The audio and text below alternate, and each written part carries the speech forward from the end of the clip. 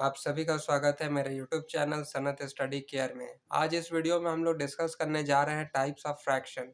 Types of fraction आप सभी ने पहले भी पढ़ा होगा और ये सभी क्लासेस के लिए इम्पॉर्टेंट है क्योंकि इससे रिलेटेड हर बार किसी न किसी एग्ज़ाम में क्वेश्चंस पूछा जाता है।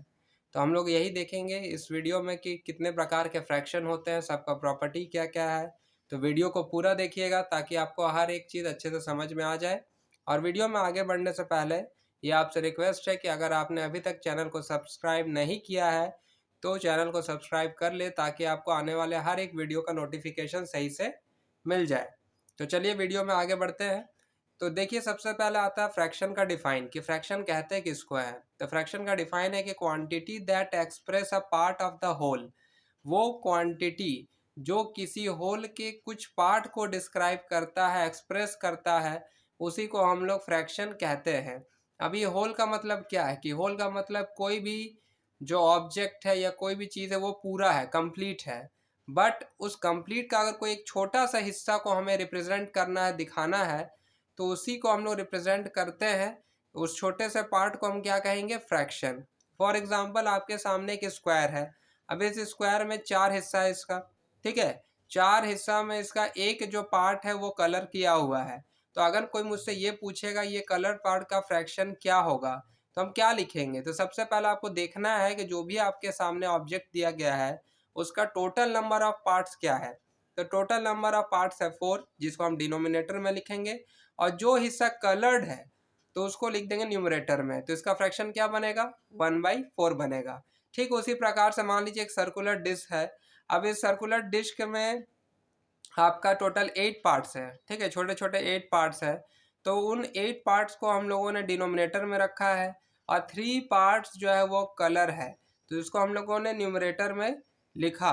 तो इसका फ्रैक्शन क्या तैयार हुआ? 3/8। ठीक है, समझ रहे हैं आप। इसी प्रकार एक ट्राइंगल है, ट्राइंगल का 2 हिस्सा, तो डिनोमिनेटर में हो गया 2, एक हिस्सा कलर्ड है तो वो हो गया 1। तो क्या फ्रैक्शन बना? 1/2। तो इस प्रकार हम लोग किसी भी क्वांटिटी का जो पार्ट है उसको हम रिप्रेजेंट करते हैं। ठीक है, कोई भी होल चीज़ है उसको अगर कोई पार्ट को रिप्रेजेंट करना है तो वही क्या कहलाएगा? फ्रैक्शन कहलाएगा। अब इसके बाद देखिए यहाँ पर टाइप्स ऑफ फ्रैक्शन। तो फ्रैक्शन के यहाँ पर बहुत सारे टाइप्स हैं, हम लोग एक एक करके डिस्कस करेंगे। सबसे पहला टाइप होता है यूनिट फ्रैक्शन। यूनिट फ्रैक्शन में क्या होता है कि आपका न्यूमरेटर हमेशा 1 होगा। एग्जाम्पल में देखिए कि 1/2, 1/5, 1/8, मतलब डिनोमिनेटर कुछ भी हो, ठीक है। आपको ध्यान रखना है कि ऊपर सिर्फ क्या होना चाहिए? ऊपर 1 होना चाहिए, न्यूमरेटर में हमेशा 1 होगा। तो वैसे फ्रैक्शन को हम लोग क्या कहेंगे? यूनिट फ्रैक्शन कहेंगे। उसके बाद आता है प्रॉपर फ्रैक्शन। प्रॉपर फ्रैक्शन में क्या होगा?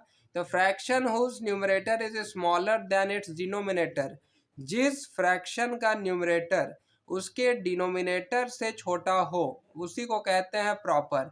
एग्जाम्पल 5/6, 4/8, इन सभी में आप देखिए कि डिनोमिनेटर बड़ा है न्यूमरेटर से, तो इसीलिए इसको क्या कहते हैं? Proper fraction.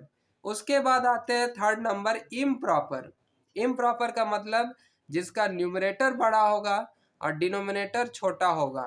ठीक है, जैसे 21/6, 34/5, 81/7, सब में डिनोमिनेटर छोटा है और न्यूमरेटर बड़ा है, तो ऐसे फ्रैक्शन को क्या कहते हैं? Improper fraction.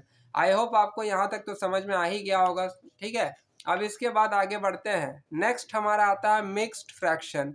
अब मिक्स्ड फ्रैक्शन में क्या है कि जो अभी आपने इम्प्रॉपर फ्रैक्शन देखा उसी को जब हम लोग सॉल्व करेंगे, मीन्स डिवाइड देंगे, ठीक है, डिनोमिनेटर से न्यूमरेटर को, तो क्या बनेगा? तो बनेगा मिक्स्ड फ्रैक्शन।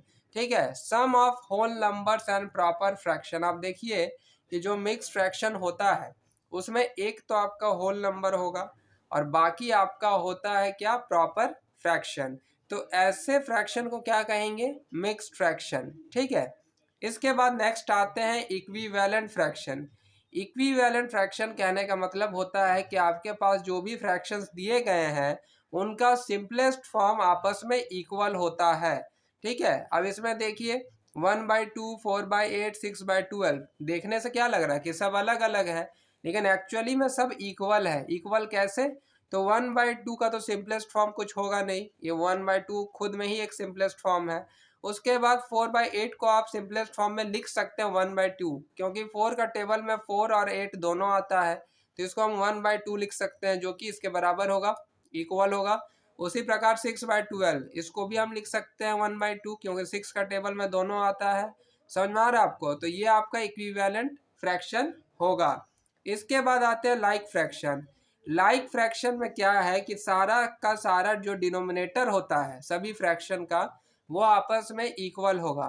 ठीक है, जब डिनोमिनेटर्स इक्वल हो, न्यूमरेटर में कुछ भी रहे लेकिन डिनोमिनेटर इक्वल हो, तो उसको कहते हैं लाइक फ्रैक्शन। और लास्ट फ्रैक्शन का जो टाइप है वो आता है अनलाइक फ्रैक्शन। अनलाइक फ्रैक्शन में क्या है कि कोई भी चीज़ मैच नहीं करेगा। ठीक है, ना न्यूमरेटर सेम होगा, ना डिनोमिनेटर सेम होगा, ना ये आपस में इक्विवेलेंट होगा, कुछ भी इसमें नहीं आएगा। ठीक है, तो ये चीज़ आपको याद रखना कि अनलाइक फ्रैक्शन में सारा का सारा न्यूमरेटर और डिनोमिनेटर सब क्या होगा, डिफरेंट होता है। ठीक है, तो आई होप आपको इस वीडियो में फ्रैक्शन से रिलेटेड जो भी प्रॉब्लम्स होगा क्लियर हो गया होगा कि फ्रैक्शन क्या है, फ्रैक्शन के कितने टाइप्स है। तो अब आपको कोई भी क्वेश्चन अगर आएगा एग्जाम में, तो मुझे उम्मीद है कि आप उसे सॉल्व कर लेंगे, उसे बना लेंगे। तो ऐसे ही वीडियोस पाने के लिए चैनल को ज़रूर से ज़रूर सब्सक्राइब कर लें, ताकि मैं आपके लिए ऐसे वीडियोस लाता रहूं। Thank you so much.